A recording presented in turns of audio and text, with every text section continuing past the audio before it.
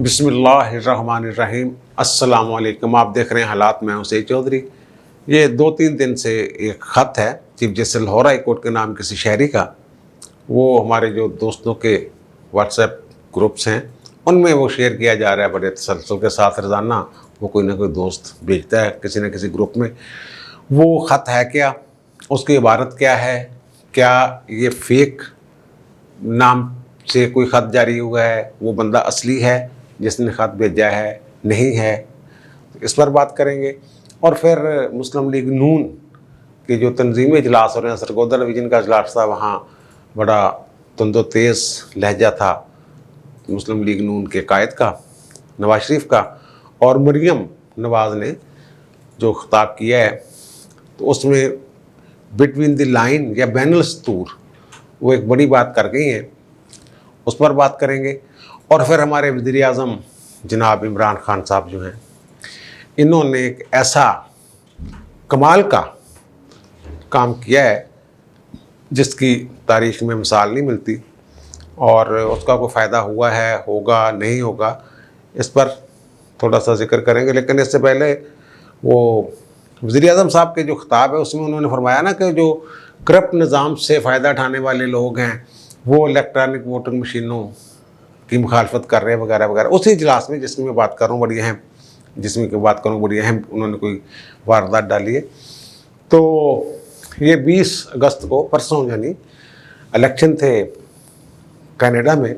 वहाँ हमारे दोस्त हैं राना सहेल, उन्होंने मुझे वो कल मैसेज किया था, वो मुझे याद नहीं रहा आपके साथ शेयर करने। खुशी की बात थी, और वो खुशी की बात यह है कि 4 पाकिस्तानी निजात जो कनेडियन शहरी हैं, जिनमें 2 ख़वातीन भी हैं, वो इलेक्शन लिबरल पार्टी की तरफ से जीत गई हैं। उनमें एक तो नाम है जनाब उनका सलमा जाहिद और इकरा खालिद, ये तीसरी दफ़ा मसलसल मुंतखब हुई हैं। फिर शफ़कत अली हैं, वो पहली दफ़ा इलेक्शन लड़ रहे हैं, और कहते हैं कि उनका इलाका वो था जहाँ पंजाबी लोग अक्सरियत में, मशरक़ी पंजाब के सिखों का इलाका था, वहाँ से वो कामयाब हो गए। फिर यासर नकवी साहब जो हैं वो कामयाब हो गए। तो राना साहब कहते हैं कि यार वो मेरे लिए बड़ी हैरत की बात थी, मैं वोट डालने गया हूँ जब, तो ठंडा ठार सा इलेक्शन था, ना कोई डोल धमक्का, ना कोई शोर शराबा। अंदर गया हूँ, अंदर जनाब पोलिंग अफसर ने मुझे बैलेट पेपर दिया है और एक छोटी सी कच्ची पेंसिल दे दी, मोहर भी नहीं थी। स्टैंप हमारे तो लगाते हैं ना, स्टैंप स्टूम्प का भी कोई चक्कर नहीं था। और वो कहता है वो जो डब्बा होता है जिसमें वोट डालते हैं, वो ऐसे लग रहा है जैसे किसी जूते का डब्बा हो, इस तरह का गत्ते का डब्बा था, जूते वाले डब्बे से थोड़ा बड़ा था।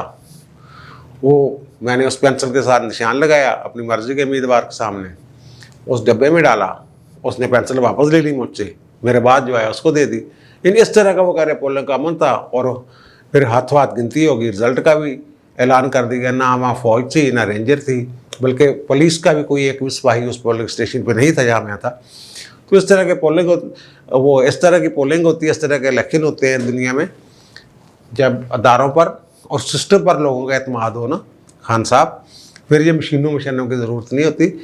अब आप मशीनें ला रहे हैं, लोग मशीनों पे भी एतबार नहीं कर रहे हैं। इसलिए एतबार नहीं कर रहे कि उनके सिस्टम पे, इन अदारों पे जिनका जिक्र मैंने किया कि वहाँ उनका तो एक बंदा भी नहीं था, पुलिस का, ना रेंजर्स का, ना फौज का, कनाडा की जो मैं बात कर रहा हूँ। तो भाई ऐसा सिस्टम लाएं पहले, फिर जो मर्ज़ी करें, मशीनें लाएं या मशीनों के बगैर काम चलाएं। अच्छा यार, अब जो लेटर है ना, आपको याद होगा कि 1-2 दिन पहले मैंने एक व्लॉग किया था कि लाहौर हाई कोर्ट का जो चीफ जस्टिस हाउस है उसके लिए एक कोई 75 इंच की LED चाहिए, उसके लिए टेंडर नोटिस दिया था। ये यार शहरी हैं, इनका नाम है कैस M हुसैन, ये लाहौर में रहते हैं, कोई अस्करी 11 वगैरह में एड्रेस लिखा हुआ है, उन्होंने अपना फ़ोन नंबर भी दिया हुआ है। वो ये कहते हैं कि जनाब चीफ जस्टिस साहब, आपकी जो ना तनख्वाह और मराहत वगैरह उन्होंने लिखी है सारी ख़त में, ख़त दिखा भी देंगे आपको, वो ख़त क्या है वो आपको दिखा देंगे। जनाब chief justice Lahore high court, उन्होंने मुखातब किया उसमें, और सब्जेक्ट लिखा है 75 इंच LED TV सेट, ठीक है ना, उसके लिए चीफ जस्टिस हो, उसके लिए।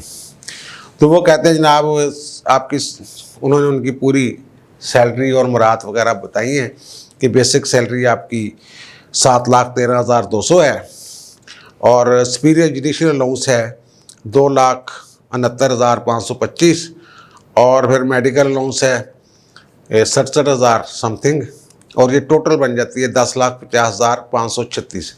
वो ये कह रहे हैं तनख्वाह ठीक है एनी की है। वो कह रहे हैं जनाब आप जो टैक्स पेयर्स के पैसों से, गरीब आवाम के पैसों से आप सिर्फ ये ख्वाहिश पूरी करने के लिए कि 75 इंच का टीवी आपके सामने लगा हुआ हो, तो ये मुझे अच्छा नहीं लगता। आपकी इतनी ज़्यादा तनख्वाह है, चलो आपने नहीं लेना तो फिर वो आगे अजीबोगरीब ऑफ़र कर रहे हैं। वो कह रहे हैं कि जनाब मैं अपनी जेब से 10,000 रुपये डोनेट कर रहा हूँ, 10,000 रुपये मैं दे देता हूँ, बाकी मैं अपने दोस्त अहबाब से इकट्ठे कर लेंगे, हम कुछ ना कुछ पैसे बना लेंगे ताकि टीवी आ सके, लेकिन ये वाला जो टेंडर आपने दिया ना ये वापस ले लें। वो जो साहब हैं, ये जो कैश साहब हैं, ये फेक हैं या फेक नाम इस्तेमाल है, नाम किसी ने इस्तेमाल कर लिया या सचमुच के जो बंदे इसी नाम के हैं। तो वो जो नंबर दिया उस पर मैंने किया था फ़ोन उन्होंने कहा जी मेरा नाम है और मैंने ख़त लिखा है।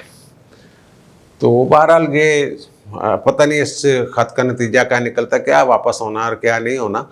बहरहाल ये एक तरह से एहसास दिलाने वाली बात है कि इतना महंगा टीवी और फिर टेंडर नोटिस उसके लिए, वो कहते हैं कि उसकी मालियत को 5 लाख समथिंग उन्होंने अपना हिसाब किताब किया हुआ है कि इतनी की मालियत बनती है, 10,000 मैं सरदस्त दे देता हूँ, बाकी वो तो ये नोटिस क्या, टेंडर नोटिस क्या वापस होना है और क्या नहीं होना।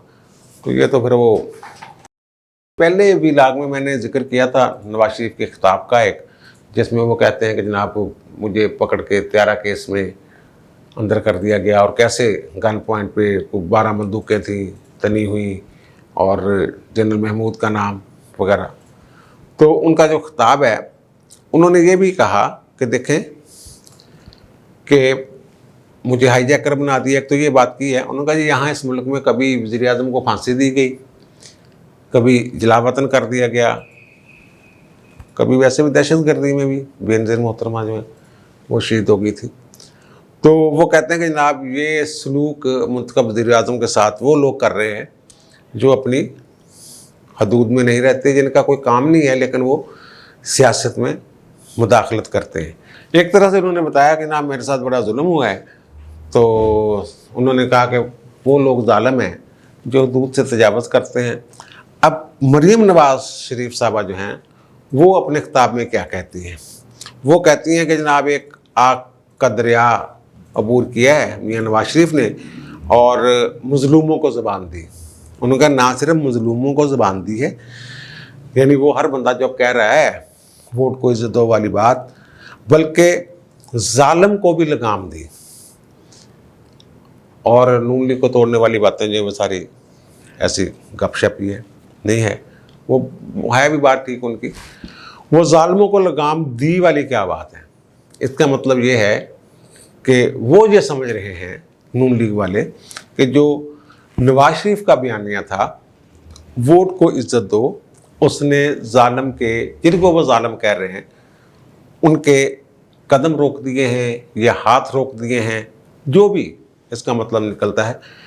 इससे जो माहिरीन हैं, माहिरीन क्या जो सियासी अमूर पर नज़र रखने वाले लोग हैं, वो कह रहे हैं कि इसका मतलब ये भी एक निकलता है कि जालिमों को लगाम दी, यानी उनको रोक दिया कि कहीं ना कहीं मामला रुक गया है।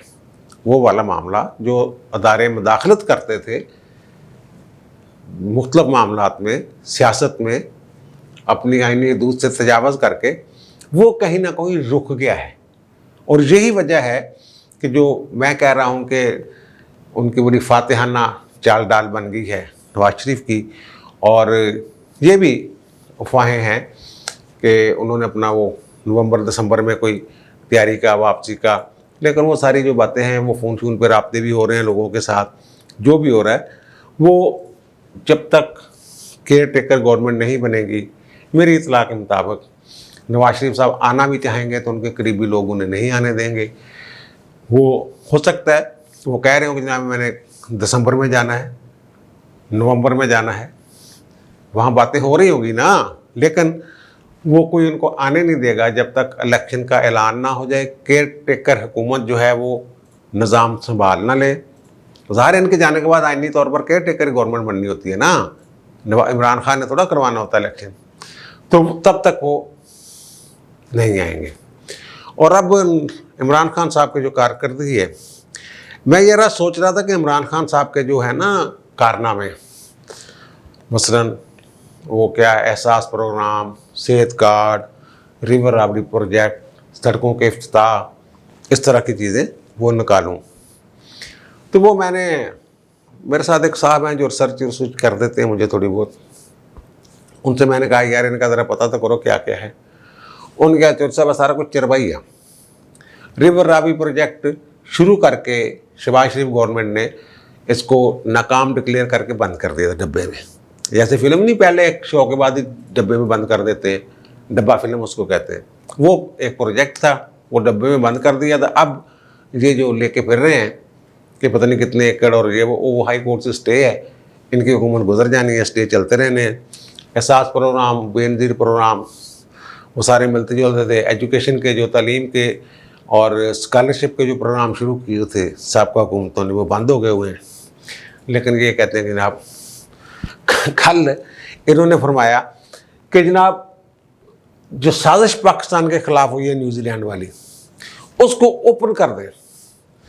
और आज प्रेस कॉन्फ्रेंस की फवाद चौधरी साहब ने और शेख रशीद साहब ने स्पेशल एक PID वगैरह जो होते हैं ना, उनकी तरफ से एडवाइस आई कि जनाब इसको आप न सुर्खी ऐसी बनाएं कि भारत की साजिश बेनकाब। और भाई साजिश बेनकाब करना वक्त से पहले वो एक कारनामा होता है, जब साजिश को नाकाम बनाना एक कारनामा होता है। साजिश बेनकाब का जब हो गया वो तो कामयाब होकर चले गए। वो दासू डैम वाला जो चीनी वाला मामला था, वो भी इंडिया के साजिश बेनकाब कर दी, वो तो अपने कामयाब हो गए। इसमें भी वो कामयाब हो गए। अब जैसे आप जैसे मर्जी वो बताते रहे कि जनाब फेक ID थी और 15 मिनट में ये बनी और 20 मिनट में वो उसका मेल कर दी गई और वो सारा कुछ जाली था, और सिंगापुर की वो पता नहीं क्या इस्तेमाल हुई VPN।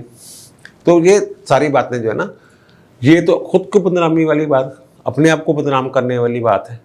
बदनामी हो रहे हैं ना हम इससे यार, कि देखो यार इनको 24 तारीख का पता है, 24 अगस्त का, और पूरा एक महीना तकरीबन गुजर गया तो ये कुछ कर ही नहीं सके थे। उस वक्त पिछले भी लाग में मैंने ये बात की थी आपके, और इनके आपस में मिलती भी नहीं बातें। आपके वो जो गवर्नर पंजाब हैं वो कह रहे हैं कि जनाब नहीं होती तो ना आवे टीम, एम तुम रौला पाया TV ते बह के सारा दिन शोर पाते रहते हो।